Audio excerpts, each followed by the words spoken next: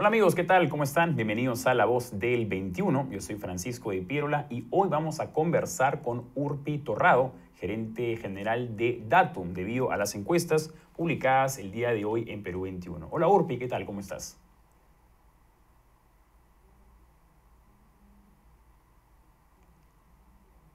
Hola, ¿qué tal? Buenas tardes. Buenas tardes, Urpi. Muchas gracias por acompañarnos.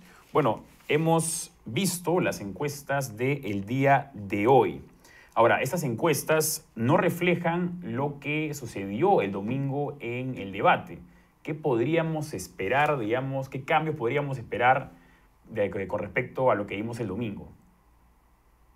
Mira, hay todo el tiempo sucesos políticos. Esto es una campaña viva, en movimiento, donde todo el tiempo hay denuncias, hay nuevas propuestas de candidatos, hay más debates. O sea, el debate del domingo no ha sido el único debate. Entonces, Ujú. cada encuesta va a ir recogiendo, y por eso es importante ver la fecha de campo, porque recoge el sentir del momento. Yo creo que si bien no hemos recogido el resultado de la encuesta, del debate, perdón, los debates y los hechos digamos, que se presentan en la campaña también toman un tiempo de maduración, es decir, a lo Ujú. largo de los días se sigue hablando del debate, se sigue analizando y la población forma opinión, es decir, después de un debate al día siguiente no cambia la intención de voto de manera dramática, ¿no? Entonces, no podemos nosotros esperar a que, digamos, sucedan cosas para medirlas, sino que tenemos ya programadas varias encuestas y irán midiendo las encuestas que, si bien no reflejan el debate, sí reflejan, por ejemplo, hechos importantes. La denuncia y el pedido de prisión del fiscal para Keiko Fujimori reflejan la, el, el acercamiento de López Aliaga hacia el grupo de endocaceristas, ¿no? Ujú. Entonces, y así como eso, siempre van a haber situaciones y hechos que se van a ir midiendo en las encuestas, y esperemos que la siguiente encuesta que publicaremos con Perú 21 y Gestión recojan también eh, lo que viene sucediendo y toda la coyuntura. Perfecto. Va a haber entonces más encuestas. ¿Cuándo veremos la última encuesta de Datum antes de las elecciones? El 1 de abril tenemos una siguiente encuesta. El 1 de abril la siguiente encuesta. Perfecto. Ahora bien, Sí, vamos no te olvides que el gobierno ha declarado también inamovilidad entre el 1 y el 4. Entonces, si bien el 4 es el último día de publicación de encuestas, no podríamos hacer una encuesta posterior. Así que hemos decidido claro. publicar la encuesta el 1 de abril. Bien, bueno, para recapitular un poco, y ahí si me pueden ayudar en producción con el cuadrito, vamos a mencionar cuáles son los candidatos que están primeros. Tenemos a Johnny Lescano con 14, que ha subido, Rafael López Aliaga con 9, que también ha subido, Forsyth con 8, igual que Keiko, que también han subido un punto cada uno, Verónica Mendoza se ha quedado, Hernando de Soto se ha quedado con 5%. Pero lo que vemos es que, por ejemplo, Rafael López Aliaga ha ralentizado un poco su crecimiento. Él vino creciendo mucho más fuerte y ahora ha bajado un poco. Pero por otra parte tenemos a Forsyth que bajó muy rápido en los últimos meses. Él estaba en 20% hace algunos meses y ahora, digamos, ha dejado de caer tanto, ¿no? ¿Qué impresión tienes tú al respecto? Sí, hay este cambio, digamos, en general lo que vemos, si lo vemos estático, la foto es idéntica hace 2 semanas, entonces uno podría decir qué pasó, no cambió el panorama electoral. Probablemente no, o sea, lo que no ha cambiado es que hay un primer lugar que hoy día sigue siendo favorable al Lescano y hay un segundo lugar en disputa. Eso eh, sigue siendo, pero lo que ya vemos y analizamos al interior de cada candidatura, sí vemos que han sido dinámicas, sí vemos cambios. Es decir, en el caso de López Aliaga, si bien ha disminuido el ritmo de crecimiento, lo que se ve es que ha ganado algunos votos en el sur y centro del país, lo que implica que podría estar ganando votos más allá de Lima. Hasta la encuesta anterior, la votación de López Aliaga era una votación centrada en Lima.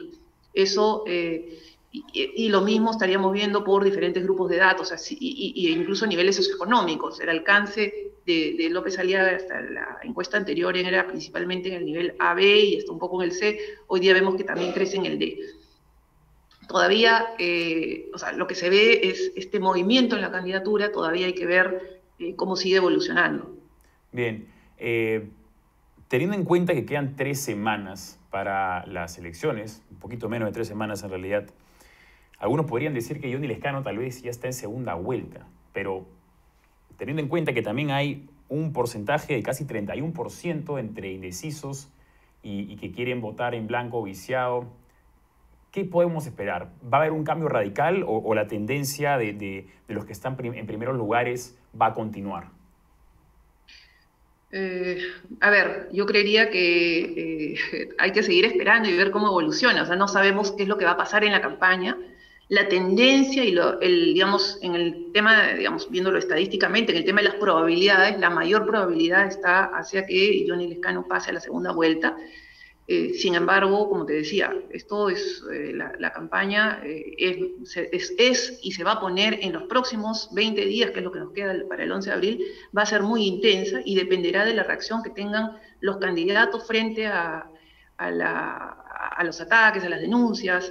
Vimos en el debate, por ejemplo, que Johnny Lescano no supo responder al analizar un poco las reacciones en redes sociales, vemos que claramente no estuvo a la altura de repente de un candidato que hoy día está liderando las encuestas. Entonces, hay que, pero eso podría haberle impactado o no. Vemos que hay un porcentaje de voto, y lo vemos en todos los candidatos, hay un porcentaje de voto que es duro, que es un voto sólido, que no va a cambiar y que resiste cualquier tipo de ataques y metidas de patas, pero hay una parte del voto que es volátil, que es muy susceptible, es frágil y cambia dependiendo de la coyuntura o de las cosas que se presenten. Entonces, esto como te decía, se va a poner muy intenso en las próximas 3 semanas y depende de que los candidatos sepan defender su voto. Hemos visto que si bien Johnny Lescano se ha mantenido o crecido, porque bueno, este crecimiento de un punto está dentro del margen de error, pierde un poco de voto en el sur, que es su zona digamos, su fortaleza.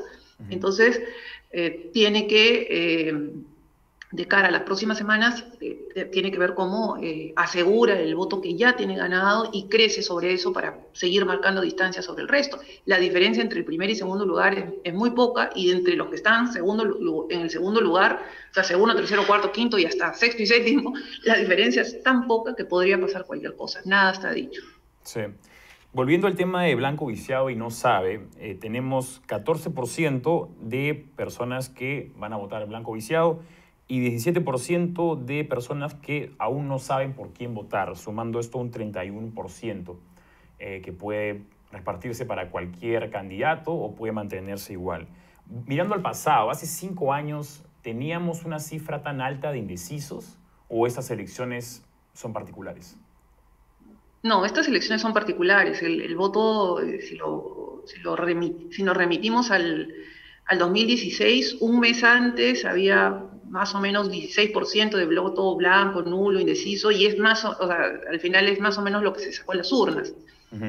No, O sea, la digamos, mitad más no o había menos. tanto indeciso. Había más decisión en el voto y por lo tanto también había más polarización en el voto en las elecciones anteriores. Sí. Luego, pasando a la intención de voto por agrupación política para el Congreso, vemos que en los primeros lugares, o en el segundo y tercer lugar, tenemos a Alfrepap y a Somos Perú, que no aparecen en los primeros lugares de la elección de voto presidencial. Esto tampoco es algo tan común porque, por lo general, el presidente, digamos que arrastra y la gente no suele votar cruzado. ¿O cuál es el porcentaje de personas, electorados, que votan de manera cruzada? Bueno, en el caso particular del FREPAP no tiene candidato a la presidencia, Claro. pero lo que hemos visto también en esta elección, a diferencia de la elección anterior, es que hay un mayor porcentaje de gente dispuesto a votar cruzado, que eso, digamos, implica también dos riesgos, ¿no? Uno, en que la gente realmente logre votar cruzado y no vicie su voto. En el 2016 hubo 18% de voto blanco y nulo para presidente y 35% para el Congreso. ¿Qué pasó? Mucha gente tratando de votar cruzado terminó viciando accidentalmente porque marcaba 2 partidos para el Congreso, ¿no? Porque marcaba 2 veces el mismo símbolo más el partido por el que quería votar. Ahí hay un riesgo, y en este caso, en campañas anteriores los partidos volanteaban con la forma de cómo votar. En este caso no ha habido esa campaña porque es una campaña muy diferente. Y lo que estamos viendo es que también hoy día la mitad de los votantes piensa votar cruzado. Se ha reducido respecto a la encuesta anterior, pero de todas maneras hay una intencionalidad de voto cruzado porque precisamente el voto es más por candidatos que por agrupaciones políticas. No hay un voto ideológico, no hay un voto partidario, y eso se ve reflejado también en la... Bien. Ahora también han publicado una cifra muy interesante que es una especie de simulacro de segunda vuelta entre Johnny Lescano y los competidores de las próximas, los que están en los siguientes puestos, y en todos los casos Johnny Lescano le gana al resto de candidatos. Eso también es algo que no se ha visto antes, ¿no? Sí. Que un candidato llegue con tanta confianza, con tanta holgura antes de la primera vuelta. Bueno, en ninguno de los casos hay mayoría, o creo que solamente con el caso con Keiko Fujimori hay mayoría, en los demás sí tiene una diferencia importante con el segundo lugar, pero yo diría que hay que esperar, o sea, la, la segunda vuelta realmente es una elección diferente y es una elección que comienza a jugarse a partir del 12 de abril, porque se alinean las fuerzas políticas de una manera diferente, cambia el panorama y probablemente veamos o sea, como estamos viviendo una campaña tan atípica, probablemente es un poco pronto poder analizar lo que podría pasar en la segunda vuelta. Bien. Ahora entrando a los candidatos con más rechazo. En primer lugar aparece Keiko Fujimori con 60% de rechazo y luego sigue Ollanta con 38% de rechazo. ¿Es la mayor cantidad de rechazo que ha tenido Keiko Fujimori en su historia? ¿O ha tenido antes? Sí, o sea, digamos, es históricamente alto, ¿no? Incluso, o sea, ahora ha bajado 2 puntos, pero 60%, 62% sigue siendo más o menos lo mismo. Es un porcentaje altísimo y incluso mayor al que en su momento tuvo, o similar al que en su momento tuvo Alan García. Bien. ¿No? Ahora, viendo este cuadro, una caída importante, y por eso es que sigue expectante la candidatura de Verónica Mendoza, es que hay una caída de 9 puntos en su rechazo. Que la pone por eso en una posición de poder, de alguna manera, atraer más votos. Sí. Solo para recapitular, ¿esta encuesta cuándo fue hecha y dónde fue hecha? Es una encuesta a nivel nacional del 18 al 21 de marzo de este año, es decir, hace 2 días terminamos el trabajo de campo. ¿En todo el territorio peruano? A nivel nacional, sí. Perfecto. Tanto urbano como rural. Listo. Urpi, muchas gracias por acompañarnos, muchas gracias por explicarnos, acompañarnos en la lectura de esta encuesta de Datum publicada el día de hoy en el diario Perú 21. A ustedes, gracias. Hasta la próxima. Conversamos con Urpi Torrado, gerente general de Datum, acerca de la encuesta que se ha publicado el día de hoy en el diario Perú 21, donde ustedes pueden ver cuáles son las preferencias electorales para este 11 de abril, tanto para presidente como para congresistas. Eso fue todo por ahora. Nos vemos la próxima acá en La Voz del 21.